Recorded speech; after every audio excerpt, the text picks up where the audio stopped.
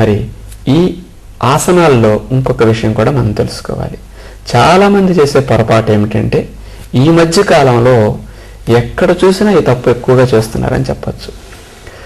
మన భారతదేశంలో ఆసనాలు చెప్పిన విధానాన్ని ఇతర దేశస్తులు నేర్చుకుని వారికి తగ్గట్లుగా మన టెక్నిక్ని మార్చుకుని ఆసనాల్ని కాస్త చేంజ్ చేశారని చెప్పచ్చు.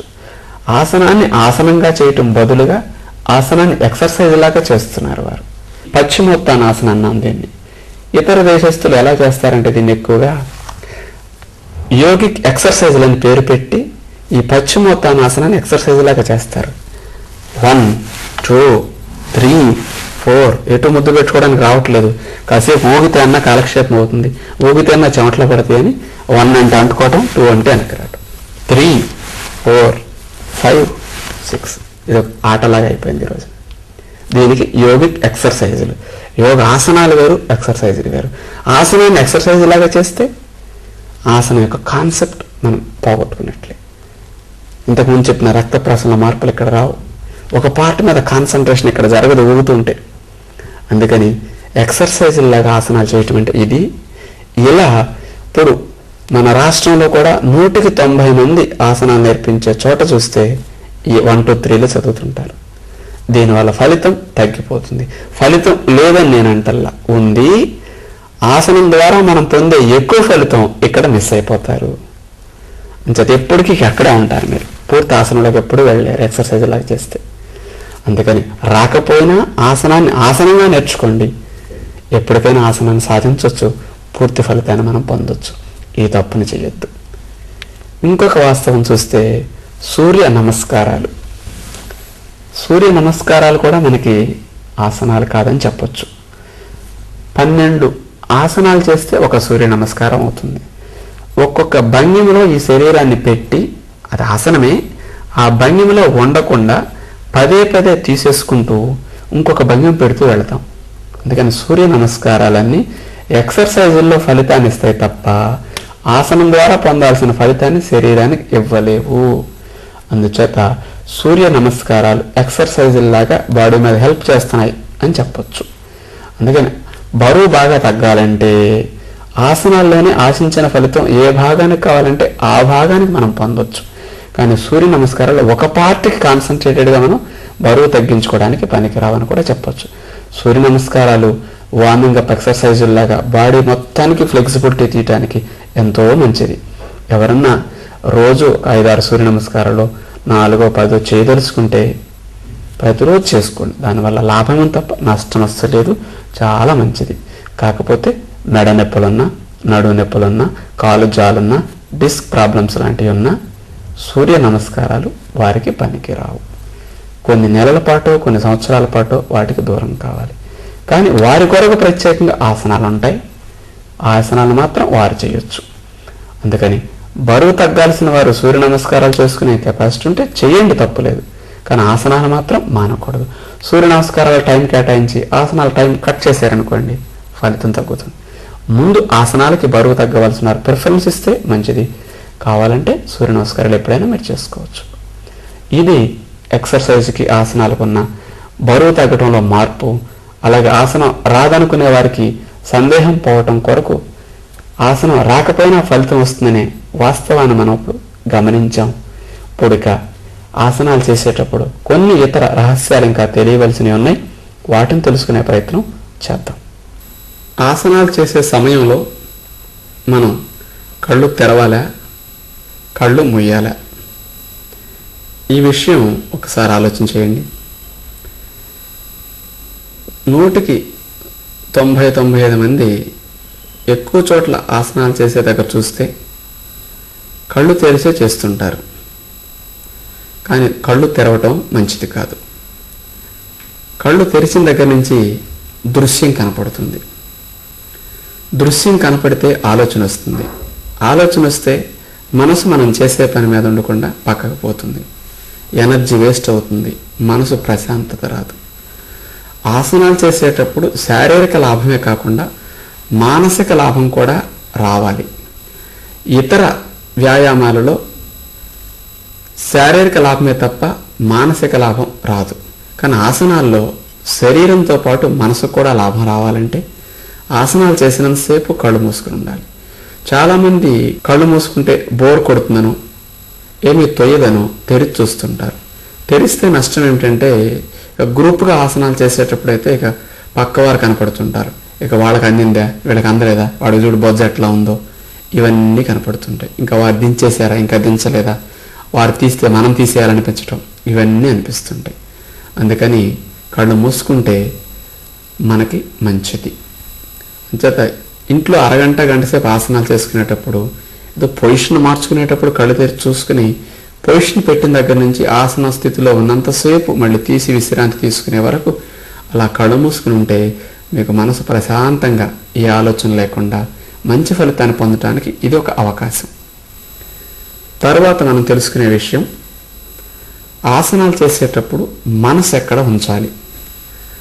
ఆసనాలు చేసేటప్పుడు మనం మనసుని ఏ ఆసనం చేసేటప్పుడు ఏ భాగంలో నొప్పి వస్తుంటే ఆ భాగంలో ఆ ఆసనాన్ని మనం గమనిస్తూ అక్కడ ఉంచితే మంచిది.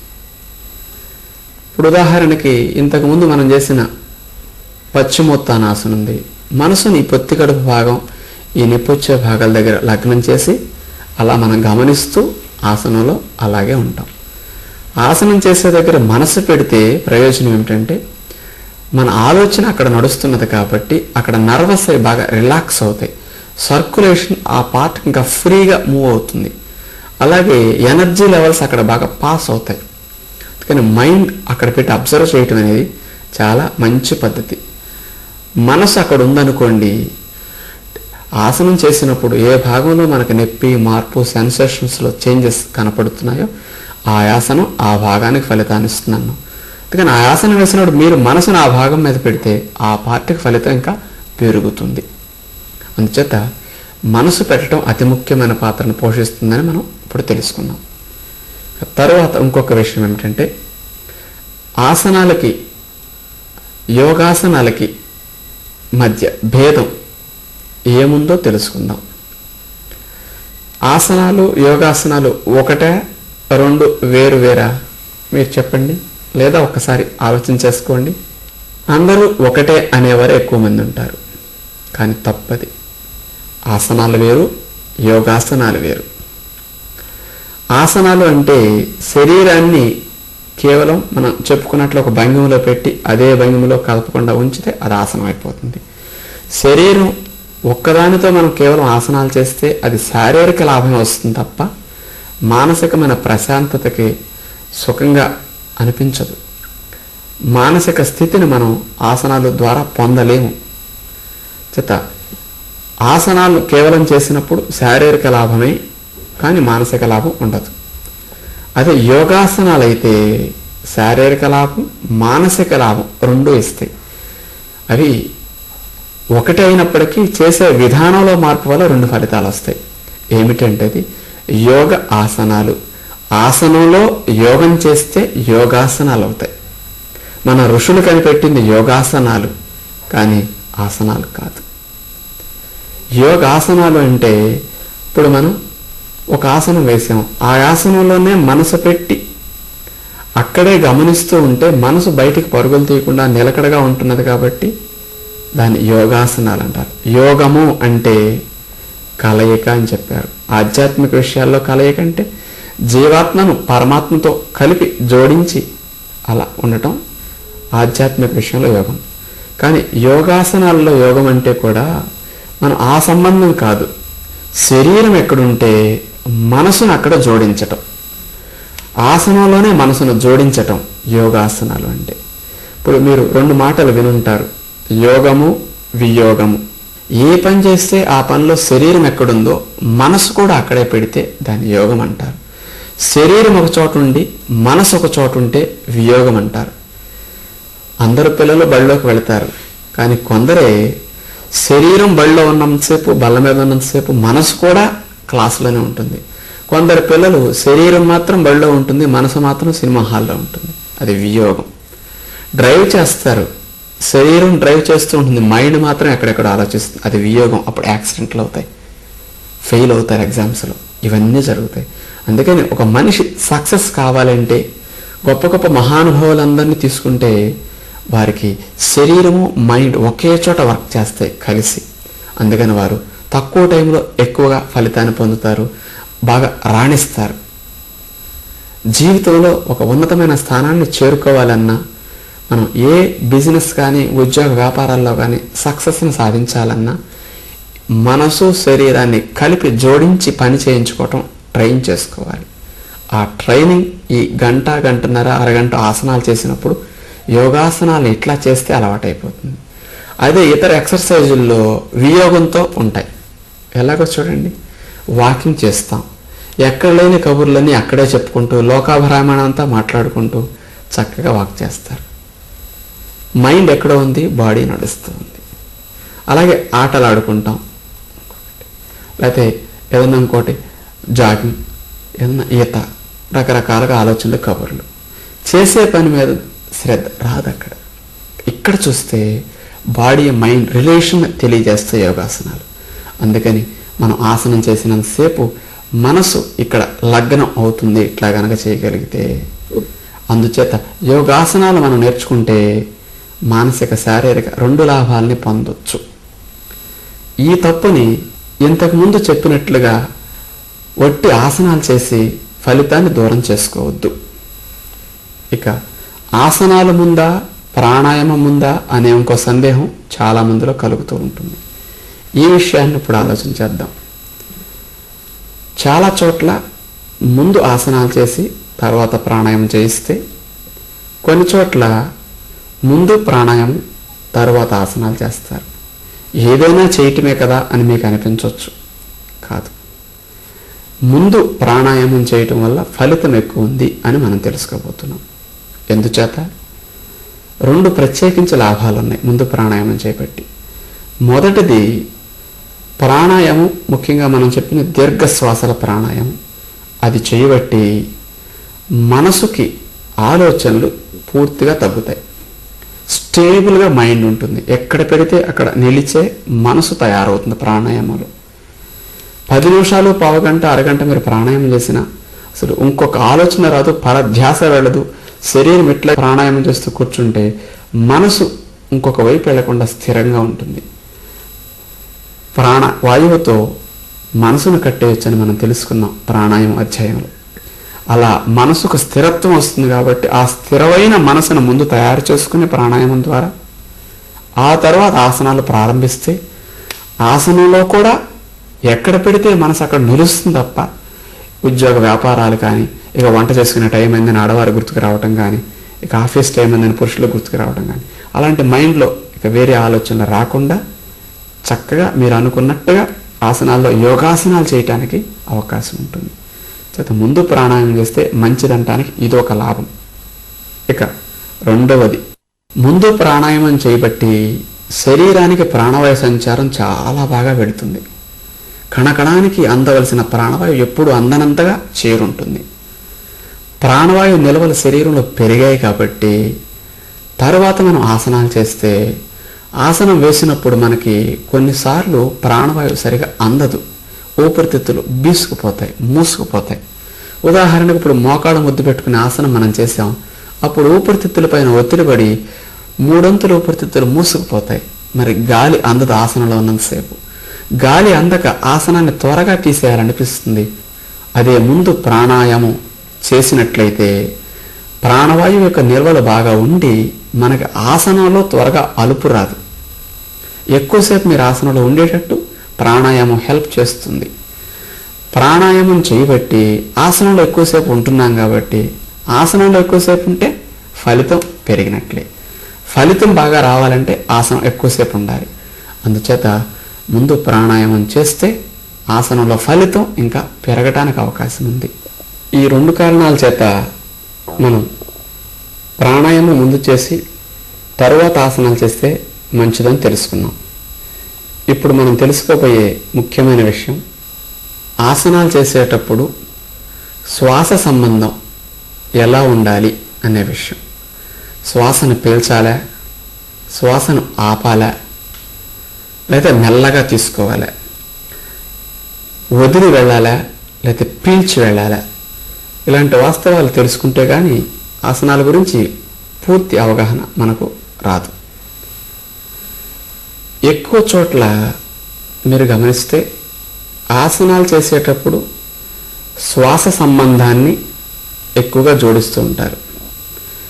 పెద్ద పెద్ద యూనివర్సిటీలు, పెద్ద పెద్ద గురువులు నేర్పిన టెక్నిక్లో శ్వాస సంబంధం ఎక్కువగా ఉంటుంది. మరి నేను అలా ఒప్పుకోకుండా ఇంకొక విధమైన మార్గం మీకు చెప్పబోతున్నాను. మరి అంతమంది పెద్దలు యూనివర్సిటీలు చెప్పిన వాస్తవాన్ని నేను కొంచెం కాదని వేరే రకంగా చేస్తున్నందుకు మీలో చాలామందికి నేను చెప్పే తప్పని అనిపించవచ్చు. కానీ నేను చెప్పే వివరణ మీరు విని ఏది ఫలితాన్ని ఇస్తుందో మీరు అర్థం చేసుకోగలిగితే బాగుంటుంది. మనకు ఫలితం బాగా రావాలి. ఆసనాలు చేసేటప్పుడు శ్వాస సంబంధం పట్టించుకోకుండా చేస్తే మంచిదా, లేకపోతే శ్వాసను ఆపటమో బిగించటమో చేస్తే మంచిదా అనే వాస్తవాన్ని ఇక్కడ మనం ఒక ఆసనం చేసి చూద్దాం. మీరు చూడబోయే ముందు ఒక విషయం, ఆసనంలో శ్వాస సంబంధం పెట్టినప్పుడు ఆ ఆసనంలో మనం ఎక్కువసేపు ఉండలేకపోతున్నాం. ఉదాహరణకి మనం మోకాళ్ళ ముద్దు పెట్టుకుని ఆసనం చేసాం. ఆ ఆసనంలో ఎక్కువ మంది ఎలా చేస్తారంటే గాలిని వదిలేసి వెళ్ళి మోకాళ్ళ ముద్దు పెట్టుకోమంటారు. ఉన్న గాలంతటిని వదిలేసి మీరు ముందు కొంగి మోకాళ్ళ ముద్దు పెట్టుకుంటారు. అక్కడ మోకాళ్ళ ముద్దు పెట్టుకుని అక్కడ ఉన్నంతసేపు గాలి పీల్చొద్దని చెప్తారు. గాలి పీల్చకుండా మీరు ఎంతసేపు ఉంటారు ఆ ఆసనంలో? ఎవరినైనా గాలి పీల్చకుండా కుంభిస్తే 15-20 సెకండ్లు ఉంటాం. 15-20 సెకండ్లకి మన గాలి అంతా అయిపోయింది కాబట్టి ప్రాణవాయువు కొరకు మనం గాలి పీల్చుకోవాలి. అంటే మళ్ళీ లెగుస్తూ పీల్చుకోమంటారు. 20 సెకండ్లే మీరు ఆసనం చేయగలిగారు. 20 సెకండ్ల తర్వాత ఉందామన్నా ప్రాణవాయువు లేక ఆసనం తీసేశారు. అంటే ఆసనంలో ఇప్పుడు నేనైతే నిమిషం ఉండగలుగుతా మోకాళ్ళు ముద్దు పెట్టుకుని అలాంటిది నేను మోకాళ్ళు ముద్దు పెట్టుకుని అట్లా ఎక్కువసేపు ఉండకుండానే 20 సెకండ్లు తీసేయాల్సి వచ్చింది. నిమిషం సేపు నేను ఆసనంలో ఉంటేనే ఫలితం వచ్చేది. 20 సెకండ్లు తీసేస్తే ఫలితం ఎలా వస్తుంది? ఆసన స్థితి యొక్క సమయం కట్ అయిపోతున్నది. అందుచేత ఆసనంలో ఫలితాన్ని మనం మిస్ అయిన వారం అవుతాం. ఎన్ని సంవత్సరాలు మీరు ఆసనాలు చేసినా ఆ ఫలితం కొత్తలో వచ్చింది అలాగే ఉంటుంది తప్ప అంతకుమించి రోజు రోజుకి మీకు ఫలితం పెరగదు. అదే ఆసనాన్ని శ్వాస సంబంధం జోడించకుండా మీరు చేసే ఆసనంలో ఎంత గాలి శరీరానికి అవసరమో, ఎంత గాలి లోపల ప్రవేశిస్తుందో అంత ఊపిరితిత్తులు తీసుకుంటూ ఉంటాయి. మన లక్ష్యం ఆసనంలో ఎక్కువసేపు ఉండాలనే దృష్టిలో ఉంచుకుని ఆసనం చేస్తే శ్వాస సంబంధం పెట్టినప్పుడు ఎక్కువసేపు ఆసనంలో ఉంటారు. నిమిషమో 2 నిమిషాలు. అప్పుడు ఫలితం పెరుగుతుంది, బరువు బాగా తగ్గుతాం, కొవ్వు బాగా కరుగుతుంది. అందుచేత ఈ ఎక్స్ప్లెనేషన్ మరి ప్రాక్టికల్గా ఒక ఆసనం చేసి నేను చూపిస్తా. ఆ తర్వాత మీరే నిర్ణయించండి ఏది సరైనదో ఏది కాదో. ఇప్పుడు మనం ఉత్తాన పాదాసన్ అనే ఒక ఆసనాన్ని ప్రాక్టికల్గా శ్వాస సంబంధంతో చేసి చూద్దాం. ఈ ఆసనంలో 2 చేతులు ఇలా నేల కానించి 2 కాళ్ళను కలిపి ఉంచిన తర్వాత శ్వాసను నిండుగా పీల్చుకుని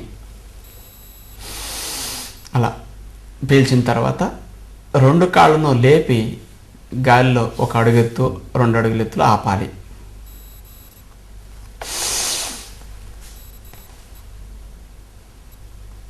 ఇలా లేపి ఆపేటప్పుడు గాలి పీల్చకూడదు. లేపేటప్పుడు ముందు పీల్చాం, ఇప్పుడు మాత్రం గాలి పీల్చకుండా కాళ్ళను అలాగే లేపి ఆపి కుంభించి ఉండాలి. అంటే పెగబట్టేసి ఉంచుతాం. ఇలా ఎన్ని సెకండ్లు నేను ఉండగలుగుతాను గాలి లేకుండా? 15-20 సెకండ్లు ఉంచగలుగుతాను. కుంభించిన గాలి అయిపోతుంది. ఇక గాలి అవసరమవుతుంది కాబట్టి ఆసనం తీసేస్తాం. క్రొత్తలో కొన్ని రోజుల పాటు 20 సెకండ్లు ఉండటం కష్టం కాబట్టి నేర్చుకునే వారికి శ్వాస సంబంధం 15-20 సెకండ్లకు మించి అవసరం లేదు కాబట్టి ఆసనం ఫలితం బాగానే ఉంటుంది. ఇప్పుడు నా వరకు నేను ఇలాగే ఆసనాన్ని కనుక చేస్తే నేను ఈ కాళ్ళను లేపి ఆపే స్థితి నా శరీరానికి ఒక 5-6 నిమిషాలు 7 నిమిషాల వరకు నేను ఇట్లా ఉంచగలను. కానీ ఈ కెపాసిటీ నాకు ఇట్లా ఎట్లా వచ్చింది? నేను రోజు చేయబట్టి రోజు రోజుకి సెకండ్స్ పెరుగుతూ నేను మ్యాక్సిమం 8 నిమిషాల వరకు కూడా ఇదివరకు టైం పెట్టుకుని నేను కౌంట్ చేసి ఉంచాను అనమాట. 8 నిమిషాల వరకు ఈ కాళ్ళను ఆపటం అంటే ఎంతో అబ్డామినల్ మజిల్స్ స్ట్రాంగ్ అవుతాయి. కానీ ఇలాంటి శ్వాస సంబంధం పెట్టుకుంటే నేను ఎన్ని సంవత్సరాలు పోయినా 20 సెకండ్ల మించి ఉండలేను. ఆసనాల ఫలితం 15-20 సెకండ్ల వరకు వస్తుంది, తర్వాత రాదు. ఇప్పుడు నాకు 15-20 సెకండ్లు ఉంచితే కొద్దిగా కూడా ఇక్కడ పెయిన్ రాదు, ఏమాత్రం ఫలితం అబ్డామినల్ మజిల్స్లో పెరగదు. అదే శ్వాస సంబంధం లేదు. అలా చేయకుండా మామూలుగా మనం కాళ్ళను లేపాలి, చేతులు లానిచ్చి కాళ్ళను కలిపి శ్వాస సంబంధం లేకుండా కాళ్ళని లేపి ఇక్కడ ఆపి శ్వాస ఎంత వెళుతుందో అంత వెళ్ళనివ్వండి, మనకు అనవసరం. వెళ్ళే గాలి వెళుతుందో వచ్చే గాలి వస్తుంటుంది. గాలి శరీరానికి సరిపడా ఎంత కావాలో శరీరం అంత తీసుకుంటుంది కాబట్టి మనకేం ఇబ్బంది ఉండదు. ఇలా ఆసనాల్లో బరువు బాగా తగ్గాలన్నా, కొవ్వు బాగా కరగాలన్నా శ్వాస సంబంధం జోడించకుండా ఎక్కువసేపు మీరు ఎంతసేపు ఉండగలిగితే అంతసేపు ఆసనంలో ఇలా ఉంటే ఫలితం బాగా పెరుగుతుంది. ఆశించిన దానికంటే మీరు ఎక్కువ ఆసనాల్లో ఇప్పుడు పొందగలుగుతారు. శ్వాస సంబంధం పెట్టినప్పుడు ఆసనాల్లో కొవ్వు కరిగేది కానీ బరువు తగ్గేది కానీ ఆసనంలో ఉండే సమయం ఇవన్నీ ఫలితాన్ని తగ్గించేస్తాయి. అందుచేత ఆసనాలు చేసేటప్పుడు శ్వాస సంబంధం కొన్ని ఆసనాలకు మంచిది అయ్యి ఉండొచ్చు, కానీ బరువు తగ్గించే ఆసనాలకు కానీ కొవ్వు కరిగించే ఆసనాలకు కానీ కొన్ని ముఖ్యమైన మనం చెప్పుకునే ఆసనాలకి శ్వాస సంబంధం లేనప్పుడే మంచి ఫలితం వస్తున్నదని అనుభవపూర్వకంగా ఇక్కడ తెలుస్తున్నది. అంచేత మనం చెప్పుకోబోయే ఆసనాల్లో శ్వాస సంబంధం జోడించకుండా ఆసనంలో ఎంత శ్వాస లోపలికి వెళ్ళి రావాలో అది ఆటోమేటిక్గా జరిగిపోతుంది. కాబట్టి శ్వాస మీద మనసు మీరేం పెట్టొద్దు. హాయిగా ఆసనం పైన లక్ష్యం పెట్టుకుని ఆసన స్థితిలో ఎక్కువసేపు ఉండటానికి మనందరం ప్రయత్నం చేస్తే అధిక బరువు సులువుగా కూడా తగ్గించుకోవచ్చు, కొవ్వును బాగా కరిగించవచ్చు. ఆసనం ద్వారా ఎక్కువ రక్త ప్రసరణ ఆయా భాగాలకు బాగా వెళ్ళేటట్టు కూడా ఈ మార్పు హెల్ప్ చేస్తుంది. దీన్ని మీరందరూ చక్కగా గమనిస్తారని ఆశిస్తున్నాను. ఆసనాల్లో దాని యొక్క రహస్యాలు మనం తెలుసుకుంటూ వస్తున్నాం. చివరగా చిన్న విషయాలు ఒక 2-3 చెప్పి ఈ అంశాన్ని ముగించుకునే ప్రయత్నం చేద్దాం. స్త్రీలు పీరియడ్స్ టైంలో ఆసనాలను మాత్రం చేయకూడదు. ఆ 4-5 రోజులు పూర్తి విశ్రాంతినివ్వాలి. ప్రాణాయామం వరకు మాత్రం చేసుకుని సరిపెట్టుకోవచ్చు. దాన్ని చేసుకోవడానికి కూడా ఓపిక లేకపోయినా ఇబ్బంది ఉంటే దాన్ని కూడా మానేసేయచ్చు. ఇక ఆసనాలు చేసే సమయం చూస్తే ఉదయం పూట అన్నిటికంటే మంచి సమయం అని చెప్పచ్చు. యోగాసనాల ద్వారా శారీరక మానసిక లాభాలు 2 రావాలంటే ఆసనాలు చేసేటప్పుడు మనసు ప్రశాంతంగా ఉండటం కొరకు ప్రశాంతమైన వాతావరణం కావాలి. కాబట్టి తెల్లవారుజాము సమయం చేస్తే నిర్మలంగా ఆలోచన లేకుండా ఏ సౌండ్లు వినపడకుండా మీరు చక్కగా ఆసన స్థితిలో నిమగ్నమై ఏకాగ్రతతో చేయగలుగుతారు. కానీ వీళ్ళంత వరకు తెల్లవారుజాము సమయం ప్రయత్నం చేస్తే మంచిది. లేదు మేము 7-8 లెగుస్తామంటే అప్పుడైనా చేయండి. అయితే కొంచెం మానసిక ప్రశాంతత తగ్గుతుంది. ఆసనాల ఫలితం మాత్రం మామూలుగా వచ్చేస్తుంది. ఎవరికైనా స్త్రీలకు ఉదయం పూట వంట అడావిడి కనుక ఉండి కుదరదనుకుంటే వారు సాయంకాలం స్కూల్ నుంచి పిల్లలు రాకముందో లేకపోతే వచ్చిన తర్వాత 4-5 గంటల సమయంలో పొట్ట ఖాళీగా చూసుకుని ఆ సమయంలో అభ్యాసం చేసుకోవచ్చు. కొంతమంది 2 పూట్ల ఆసనాలు అభ్యాసం చేయవలసిన వారు ఉంటారు. మెడ నొప్పులున్నా, నడుము నొప్పులున్నా, కాలుజాలు, డిస్క్ ప్రాబ్లం ఇలాంటి సమస్యలు ఉన్నవారు ఉదయం పూట కూడా చేసి సాయంకాలం కూడా చేయవలసి ఉంటుంది. కేవలం వారికి సంబంధించిన 4-3 ఆసనాలు చేస్తారు కాబట్టి 2 పూటలు చేసిన 5-10 నిమిషాల మించి పట్టదు కాబట్టి వారు అలా అభ్యాసం చేయండి. కొంతమంది కేవలం ఆసనాలను బరువు తగ్గాలని లేకపోతే పర్టికులర్గా పొట్టే తగ్గాలని ఆశిస్తారు. అలాంటి వారు పొట్ట ఆసనాలను ఉదయం పూట చేసి సాయంకాలం సమయంలో కాస్త ఒక 5-10 నిమిషాలు స్నానానికి ముందు కొంచెం పొట్ట ఖాళీగా ఉన్నప్పుడు ఈ పొట్టాసనాన్ని రిపీట్ చేసుకోవచ్చు. అలా 2 పూట్ల వీరు కూడా చేసుకోవచ్చు. లేదా ముఖ్యమైన సమయం ఉదయం అనుకున్నాం అలా అయినా అభ్యాసం చేయండి. ఇంకొక విషయం ఏమిటంటే ఆసనాలు చేసేటప్పుడు కాస్త గదుల్లో ఫ్యాన్లు వేసుకుని చేయొద్దు. కాస్త ఆరు బయట వాతావరణం అయితే మరీ మంచిది.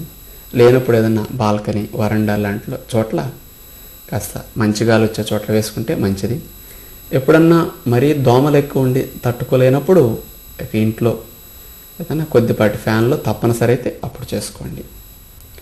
ఇక ఆసనాలు చేయటానికి మనం ఎలా సిద్ధం కావాలి? నిద్ర లేచిన వెంటనే ఒక లీచంపావో లీటర్న్నర నీళ్లు త్రాగి కాస్త మనం అనుకున్నట్లుగా ప్రేగులపై మనసు పెట్టి 4-5 నిమిషాలు అటు ఇటు నడిస్తే నీళ్ల బరువుకి మలము జరిగి సాఫీగా అయిపోతుంది. ప్రేగుల్లో మలం లేకుండా శుద్ధి అయితే ఆసనాల్లో ఎక్కువసేపు ఉండటానికి, కాస్త గాలి దీర్ఘంగా వెళ్ళటానికి, కాస్త వంగటానికి బిగుత లేకుండా ఈ భాగం అంతా ఫ్రీగా అనిపిస్తుంది.